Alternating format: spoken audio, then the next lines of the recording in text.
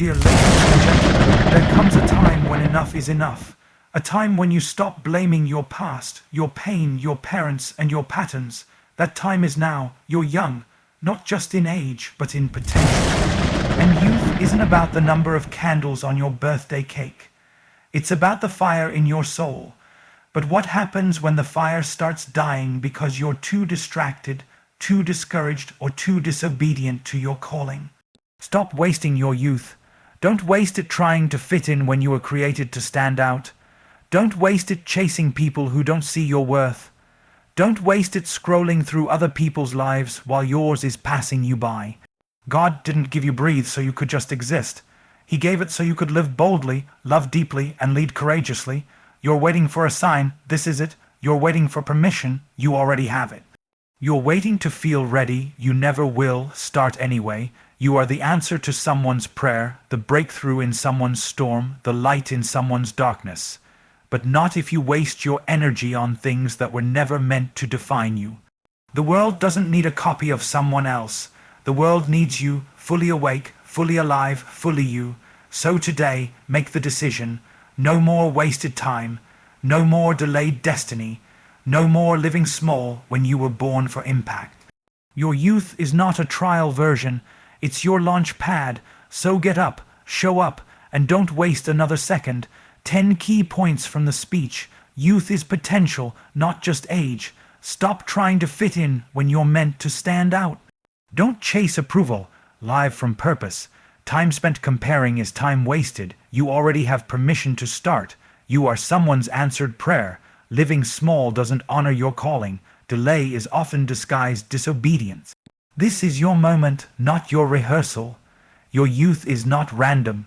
It's your assignment. Let me know if you'd like this turned into a video script, YouTube short, or formatted for a sermon outline. Certainly. Here's **, key point 1 **, fully expanded in a passionate, sermon-style voice, without a subtitle or conclusion. Youth isn't just about how many birthdays you've celebrated. It's about the **, untouched, unshaped, unspoiled potential ** that still lives inside of you. It's the energy, the ideas, the passion, the fire to dream without limitation and to move without fear of failure. But here's the danger. Too many people are walking around in the prime of their youth, but living like their best days are already behind them. They've bought into the lie that because they don't have it all figured out, they're not qualified to make an impact yet. Listen, potential doesn't wait for perfection. Youth isn't about having everything together. It's about ** being available ** for something greater than you. It's about showing up raw, real, and ready to grow. It's about saying, I may not know everything, but I know I'm not staying here. You can be 18 and wasting your youth, and you can be 48 and still walking in it. Because youth isn't defined by what's behind you, it's defined by what's still in front of you. And yet, we waste it. We waste it on fear. On validation, on cycles, on patterns that are draining us of our passion. We trade our youth for comfort, for clicks, for clout, thinking maybe the next like, or the next relationship, or the next trend will give us purpose. But purpose doesn't come from popularity. It comes from knowing what you carry inside of you and refusing to bury it. Let me ask you, what are you doing with your youth? Not what are you doing with your schedule or your job or your bank account, but what are you doing with your **, fire **. The gift God placed in you, that bold idea you haven't acted on, that calling you keep trying to mute because you're scared it might actually work. You think you're too young to lead. David was just a shepherd boy when he was anointed king. You think you're too inexperienced. Gideon was hiding in fear when God called him a warrior. You don't need to wait for a degree, a title, or approval to start living on purpose. You have something inside you that this world desperately needs, but it won't come alive if you keep playing it safe. The world doesn't need more people who have got it all figured out. It needs people who are willing to say **, yes **, even while they're still becoming. So don't waste your youth waiting.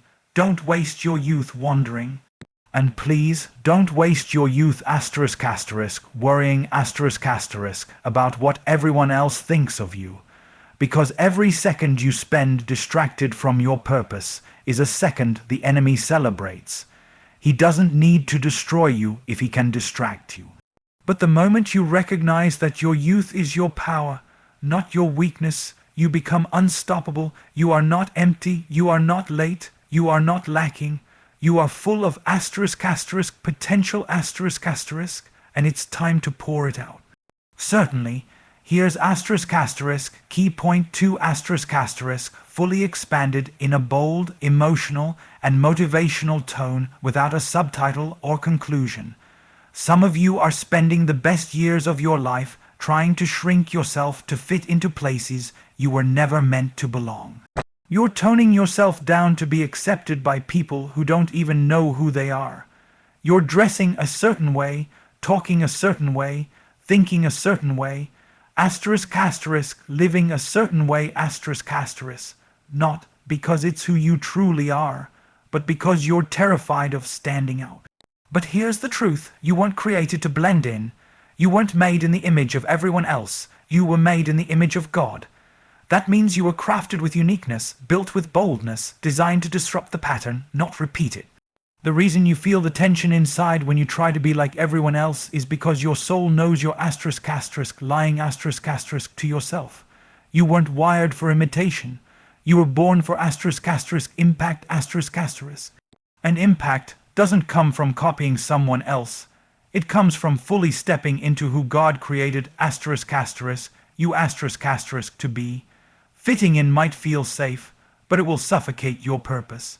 Some of you are so busy being who your friends expect, your followers admire, or your family demands that you've lost touch with your identity. You've become a version of yourself that's more socially acceptable but spiritually empty. You're present but you're not powerful. You're liked but you're not lit up Because every time you hide your gift to stay in someone else's comfort zone, you bury a part of yourself. Let me say it clearly. If you have to dim your light to be accepted, you're in the wrong room. If you have to betray your values to keep their approval, you're following the wrong crowd. Stop dressing your greatness in average just so no one feels uncomfortable around you. You weren't born to be liked. You were born to lead And leadership looks like stepping out of the crowd, not deeper into it. I know it's hard. Standing out attracts criticism. Being different draws attention. But here, rejection from the wrong people is often the confirmation you're walking in your right identity. Don't fear it. Embrace it. Jesus didn't fit in. Moses didn't fit in. Esther didn't fit in. And yet they changed the world. God didn't call you to be a copy. He called you to be a catalyst. And here's the dangerous part. When you live your whole life trying to fit in, you start to forget that you were made to shift the atmosphere not just survive in it. You end up walking through doors God opened for you while pretending to be someone else and then wondering why it doesn't feel right when you get there. You can't fulfill a God-given destiny with a borrowed identity. So let them talk, let them walk, let them misunderstand you. That's not your burden. Your responsibility is to be faithful with who God made you to be. Your role is to take up space with confidence, not insecurity. To step into rooms not with arrogance, but with authority, not because you're better, but because you're authentic This generation doesn't need more echoes. It needs voices It needs people willing to be bold enough to say, this is who I am, this is what I carry, and I refuse to shrink to make others comfortable. So don't fit in, don't shrink back, don't apologize for being called, anointed, chosen, different. That's the power of your youth. It gives you the freedom to build identity now, not recover it later. And trust me, your difference is your advantage. Absolutely. Here's key point 3 fully expanded in an impassioned, raw, and engaging voice, without any subtitle or conclusion. Too many of us are living under the weight of other people's opinions, seeking approval like it's oxygen, thinking we need it to breathe, to move, to live. We've become addicted to affirmation, addicted to applause, addicted to being seen, liked, reposted, followed. But the problem with chasing approval is that it never lasts. It's like drinking salt water. You keep going back to it thinking it will quench your thirst, but the more you drink, the thirstier you get. You were not made to live off of other people's validation. You were made to live out of your purpose, and there is a massive difference Approval says, let me change who I am so you'll accept me. Purpose says, I already know who I am. I'm going to walk in it even if you never clap for me. We are raising a generation who will fight to be noticed, but forget to be known by God A generation that is so obsessed with being seen that they ignore the sacred place of being developed in the dark. Because purpose doesn't grow in the spotlight. It grows in the shadows, in the hidden places where you're faithful when nobody is watching. Where you show up, not for recognition, but because obedience is your standard. And here's the truth. If your identity is rooted in applause, then rejection will destroy you. If you only move when you're praised, then you're not walking in purpose. You're performing, and performance will wear you out. It will break your spirit. You will spend your life on a stage, putting on a mask, smiling through emptiness, clapping for others while your own soul is dying inside. That's not living, that's surviving. The truth is, people are fickle. One day they'll cheer for you, the next day they'll crucify you. They'll love you when you're useful and leave you when you're honest. So why would you build your life on something so unstable? Why would you sacrifice your values, your peace, your future, just to be approved by people who don't even know your full story? It's time to break free from the prison of people pleasing, because every time you chase their approval, you delay your assignment. Every time you choose popularity over purpose, you lose a little more of yourself. God never called you to be everyone's favorite. He called you to be faithful, to be fruitful, to be full of fire, not fear. You weren't made to impress. You were made to impact And impact doesn't always look glamorous. Sometimes it means being misunderstood. Sometimes it means walking alone. Sometimes it means being the only one who says no when everyone else says yes. But guess what? That's what leaders do. They don't follow the crowd. They set the standard You don't need 1 million followers to know you're valuable. You don't need constant affirmation to know you're anointed. Your purpose was established long before anyone had an opinion about you. And if God is for you, it doesn't matter who ignores you, If He's called you, it doesn't matter who didn't clap. You're not here to entertain. You're here to build something eternal. You're here to carry truth, grace, and boldness into a world desperate for something real. So stop waiting for someone else to validate what God has already confirmed in you. Stop holding back your voice because you're afraid it won't be popular. Stop dimming your light because they're not ready to see it. Walk in your purpose with your head high, your heart steady, and your spirit locked in. Because approval fades, but purpose will carry you through storms And in the end, it's not about who liked you, it's about who you lifted. Not about who followed you, but who you followed. Chasing approval is a trap. Living in purpose is freedom. Choose freedom. Absolutely. Here's key point 4 fully expanded in a bold, heartfelt, and deeply reflective tone. No subtitle or conclusion, just pure momentum and message. Regret is a heavy thing to carry. It doesn't always scream, it whispers. It lives in the back of your mind, behind the smile, beneath the busy schedule. It shows up late at night when you're alone with your thoughts. It plays the highlight reel of everything you didn't do, everything you should have said, everything you could have become. Regret is a thief, but worse than stealing your past, it paralyzes your present and poisons your future. Some of you are not stuck because of your current situation. You're stuck because you've built a house in your past. You're rehearsing old failures like they still have power over you. You're replaying moments that God has already forgiven, but you haven't forgiven yourself. You're wasting the strength of your youth staring into the rear-view mirror, wondering what life would be like if you had chosen differently, if you had spoken up, if you had never made that mistake. But here's the truth no one likes to say. You can't change the past, but you can stop letting it change you. Regret is only powerful when you allow it to speak louder than your calling.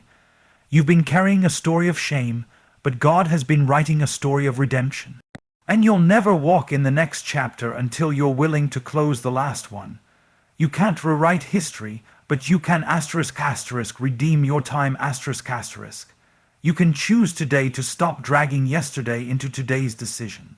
Because every second you spend regretting who you were is a second stolen from who you're becoming. Regret may have visited your heart, but it does not deserve a permanent residence. Some of you are afraid to dream again because of what didn't work before. You're afraid to trust again because of who hurt you. Afraid to try again because of where you failed. But don't you see, that's how the enemy wins. Not by killing your destiny, but by convincing you it's already too late. He doesn't have to defeat you. He just has to discourage you into inaction. But what if your greatest regret could become your greatest testimony? What if the thing you thought disqualified you is actually the very thing God will use to set others free? You are not the sum of your mistakes. You are not the label from your worst decision. You are not the echo of your past. You are the voice of your future. And your future doesn't need a perfect version of you. It needs a present one. One who's willing to show up scarred but surrendered broken but brave. If you're still here, it means God's not done. If you've still got breath, you've still got time, but not forever. Because the more you feed regret, the stronger it grows. The more you worship the past, the less you invest in the present. And one day, if you're not careful, you'll regret all the time you spent regretting. You've got dreams in you, words in you, vision in you, purpose in you. Don't let yesterday keep you from releasing it. You can't let the mistake you made at 17 keep you bound at 25. You can't keep waiting for perfect conditions to move forward. Sometimes the door doesn't open because you haven't taken your hand off the doorknob of the last one. There's power in letting go. There's freedom in forgiving yourself. There's healing in moving forward. Not because you forgot what happened, but because you refused to be defined by it. Stop wasting your youth by living in reverse. What's ahead of you is greater than what's behind you, but you've got to believe it. You've got to choose to stop mourning a version of your life that no longer exists. You've got to decide that who you're becoming is worth more than what you lost.